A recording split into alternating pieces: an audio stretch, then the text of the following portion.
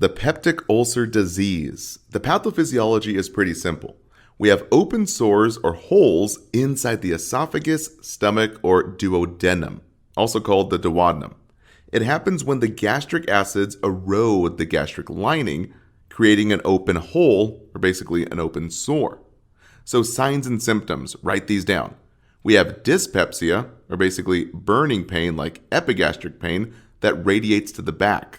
And in a gastric ulcer inside the stomach, we see pain that increases with food. Write that down. The NCLEX will expect you to know when the pain comes with a gastric ulcer. So it's with food, 30 to 60 minutes after meals. And weight loss is typical because when you eat food with pain, you kind of don't want to eat food anymore. And vomiting blood, that hematemesis, is very common. Now switching gears to a duodenal ulcer or a duodenal ulcer inside the intestines. Very, very different here because pain is decreased with food. 2 to 3 hours after meals is when the pain comes. And it's worse at night. So we see weight gain as well as blood in stool called melena. So write it down. It looks like dark, tarry stool. So the memory trick we use is for gastric ulcer, we have gut pain with food. And for duodenal ulcers, we don't have pain with food. So just think of the double G's and the double D's. So write that down and know it for your exam. Now, in terms of the complications, what's the worst thing that can happen with a hole inside the intestines? Well, perforation and peritonitis leading to sepsis here. Just like we explain in all the GI lectures, peritonitis is the most deadly because it can lead to septic shock. Just think about all these gastric juices going out of the bowel and into the body, now causing a major infection. So once again, report to the HCP these top 3. A fever over 100.3, rebound tenderness, and rigid or board-like abdomen, as well as increased pain and tenderness, restlessness, and a fast heart rate or respiratory rate. Since all these are early indications of deadly perforation of a bowel, client will become very septic very quickly and die. So we must report any low-grade fever immediately. Saunders mentions, a client with a peptic ulcer, which assessment finding would most likely indicate a perforation of the ulcer? A rigid board-like abdomen. Yes, that was our number 3 there. A rigid board-like abdomen could mean peritonitis, and it could also mean an internal GI bleed. So another complication is hemorrhaging, or basically bleeding. So key signs to look for is melena, that black stool, which is partly digested blood, described as black tarry stool, and even hematemesis, vomiting blood. Another complication mentioned by Hesse is gastric outlet obstruction. Basically, we have a blockage of the pathway from the stomach and into the small intestine. So Hesse mentions, which complication does the nurse monitor for while assessing a patient with PUD? Select all that apply. So they're all here. Perforation, hemorrhage, gastric outlet obstruction, and hematemesis, and melena. Now, diagnostics include an EGD, as mentioned earlier in the GERD section. A scope is inserted via the mouth to look at the GI tract here. Now, a big NCLEX tip here. Any tube inserted into the patient's GI tract, this can perforate the bowel, or basically pop a hole inside the intestine. So perforation will lead to peritonitis and sepsis. And the big key priority to report to the HCP is fever. Now, another diagnostic procedure is an upper GI series with barium contrast. Clients will drink this chalky white substance that sort of acts like a highlighter in the upper GI, and then an X-ray is taken. This is done to diagnose abnormalities like tumors and even ulcers, as well as inflammatory conditions. So we must educate the client here, so write this down. NPO, no eating or drinking, and no smoking, 8 hours before the procedure, since both increase gastric secretions as well as motility, and it can alter the test, including smoking here.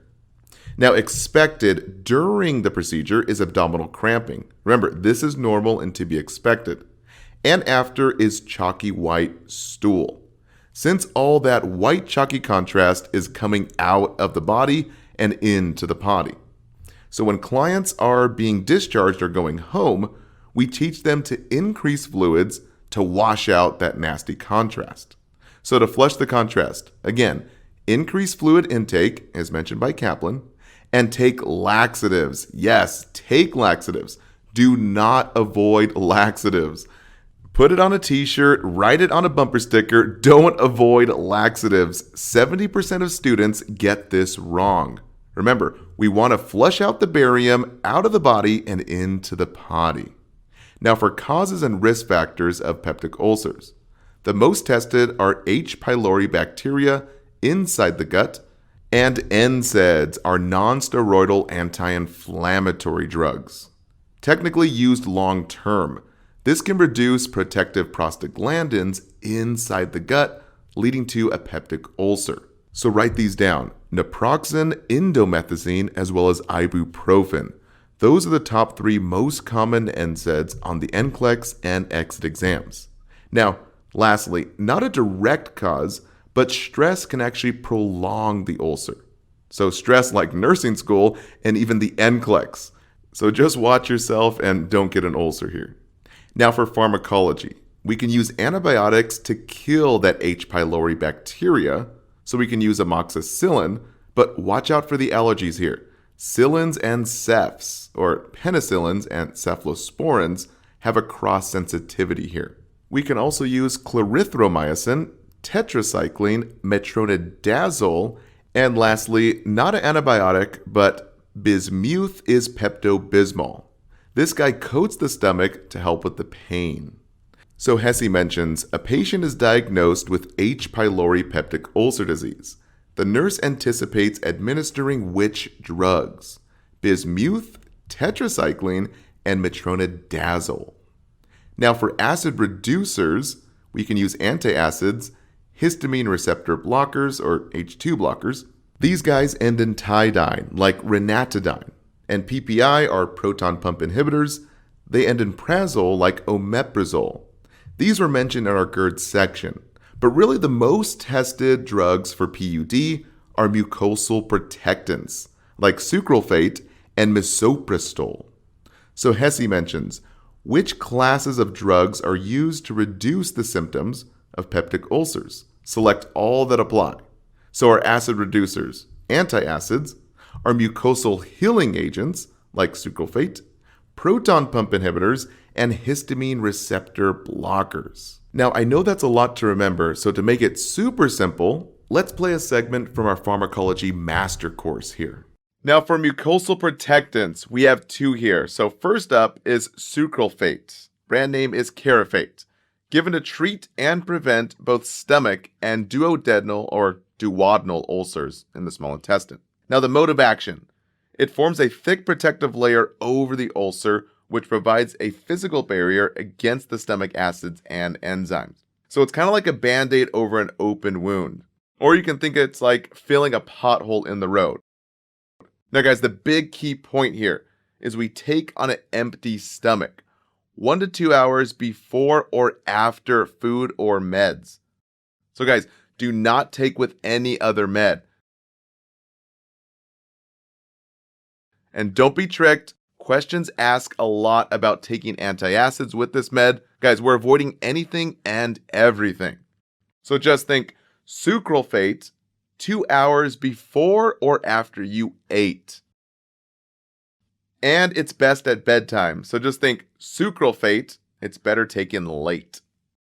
Now for patient education, just like GERD, we want to avoid foods that cause more acid.